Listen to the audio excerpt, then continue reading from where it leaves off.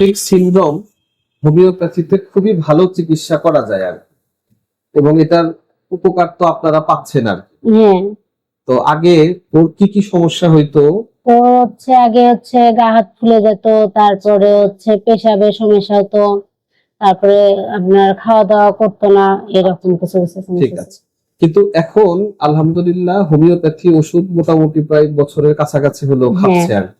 তারপরে থেকে কি কোনো সমস্যা না, হয়েছে? তারপর থেকে আর কোনো সমস্যা দেখা যায় নাই। আর হসপিটালে ভর্তি করা না, লাগে না, কিডনি ডাক্তারের কাছে আর নিয়েও যেতে হয়? না, নিয়ে যাওয়া হয়নি। আচ্ছা, আর ওর অবস্থা তো এখানে আসার ওই ওই সময়টাতে খুব খারাপ ছিল আর কি। হ্যাঁ, একদম ওর বাঁচারই কথা না আর কি। হ্যাঁ, এরকম সমস্যা। এই কিডনি স্পেশালিস্টটা ওর একদম ওর মানে আশা ভরসা ছেড়েই দিয়েছিল, এরকম হ্যাঁ, একটা পর্যায়ে ছিল আর কি।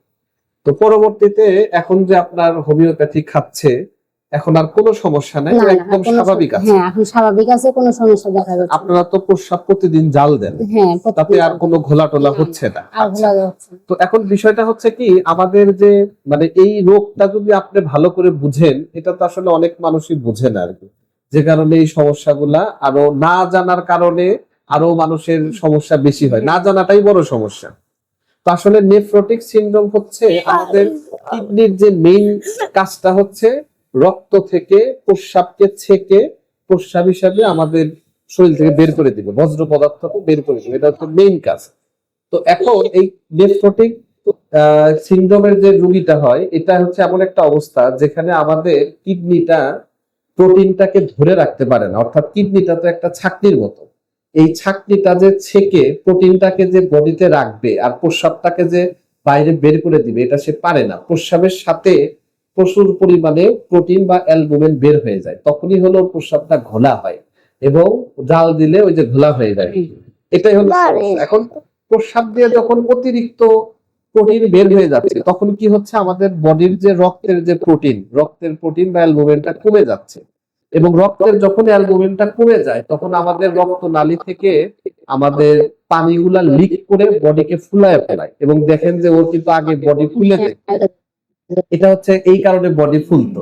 এবং এই রোগের আরেকটা বড় ঝামেলা হচ্ছে, যখন আপনার রক্তনালী থেকে যখন আপনার প্রচুর পরিমাণে প্রোটিন যখন লস হইতে থাকবে, তখন আমাদের লিভার অতিরিক্ত ভাবে এগুলাকে ব্যাকআপ দেওয়ার জন্য চর্বি তৈরি করে আর কি।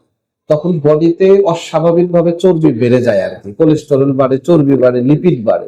তখন এগুলাকে হাইপার লিপিডেমিয়া বলা হয় আর কি। তাইলে এটা কিন্তু একটা ঝামেলা, চারটা ঝামেলা হচ্ছে। একটা হচ্ছে কিডনি থেকে প্রস্রাবের মাধ্যমে প্রচুর পরিমাণে অ্যালবুমিন বের হয়ে যাচ্ছে, প্রস্রাব পরিমাণে অ্যালবুমিন বের হয়ে যাওয়ার কারণে আপনার বডিতে অ্যালবুমিন কমে যাচ্ছে, এবং আমাদের অ্যালবুমিন বডি থেকে কমে যাওয়ার কারণে আমাদের রক্তনালী থেকে তরল পদার্থ বা পানিটা লিক করে ওর বডিকে ফুলায় ফেলতেছে, অতিরিক্ত ফুলে যাচ্ছে, এবং এটা বেশি হয়ে গেলে ফুসফুসে চলে গেলে, ওর তো বোধহয় একবার তাই হয়েছিল, ফুসফুসে যে একদম মরণাপন্ন অবস্থার এটা হয়েছিল আর কি। এবং ওর শরীরে অতিরিক্ত চর্বি প্রোডাকশন করবে লিভার, এই অবস্থাটাকে ব্যাকআপ দেওয়ার জন্য। তো এটা আসলে বেশিরভাগ ক্ষেত্রে ভালো চিকিৎসা আছে, অনেকে হোমিওপ্যাথি নিয়ে ভালো হয়ে যাচ্ছে, তবে অ্যালোপ্যাথিতেও ভালো চিকিৎসা আছে আর কি। ওরা স্টেরয়েড জাতীয় ওষুধ ব্যবহার করে। তো এটা মূলত অটো ইমিউনের মতো অ্যাটাক করে আর কি, যাতে ওর রোগ প্রতিরোধ ক্ষমতাটাকে দমিয়ে রাখা যায়, এই জন্য অ্যালোপ্যাথিতে স্টেরয়েড ব্যবহার করা হয়। তো হোমিওপ্যাথি ওই স্টেরয়েডের আবার অনেক ধরনের ক্ষতি আছে।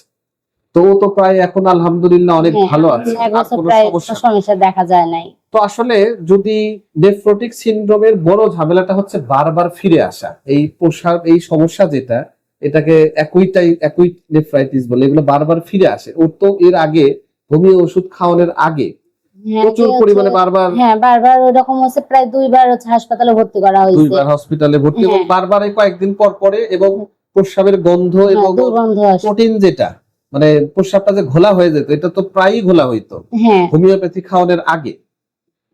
খাওয়ানোর আগে এরকম জাল দিলে ঘোলা আসতো, কিন্তু হোমিওপ্যাথি খাওয়ানোর পরে আল্লাহ খুব ভালো কাজ করছে ওর বডিতে। আসলে এগুলা সবকিছুর উপর আল্লাহর রহমত ছাড়া হয় না, কিন্তু এখন তো আর কোনো ঘোলা আসে না, এখন আর ঘোলা আসে নাই হোমিও খাওয়ানোর পর, এখন ভালো আছে আর ঠিক আছে, আমরা ওর হোমিও খেতে থাকুক। এবং আমার মনে হয় যেহেতু অনেক বছর অনেক দিন যাবত সে ভালো আছে, আর মনে হয় সমস্যা হওয়ার কথা না। আর ওকে হচ্ছে প্রচুর পরিমাণে ডিম খাওয়াইতে হবে। হ্যাঁ, ডিমটা ডিমের সাদা অংশ। সাদা অংশ খাওয়াই প্রত্যেকটা দিন, অনেকগুলাই, প্রায় 7-8টা খাওয়ানো হয়।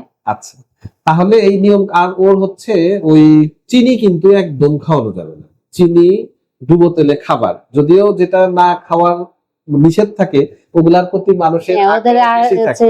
দেখা ওর যায় বোধহয় চিনিটা, হ্যাঁ চিনি চিনিটাও একদম খাওয়ানো যাবে না, চিনি খাওয়ানো যাবে না, লবণ খাওয়ানো যাবে না, চর্বি জাতীয় জিনিস খাওয়ানো যাবে না, এবং বাহিরের যে ভাজা পোড়া মজার যে জিনিসগুলি আছে এগুলা একদম ওকে দেওয়া যাবে না। এগুলা একদম বন্ধ করবেন। আর প্রতিদিন ও পর্যাপ্ত পরিমাণে ওকে ডিমের যে সাদা অংশটা আছে এটা ওকে খাওয়াইতে হবে, যাতে প্রোটিনের ওই অ্যালবুমিনের বা প্রোটিনের যাতে ঘাটতিটা পূরণ হয়।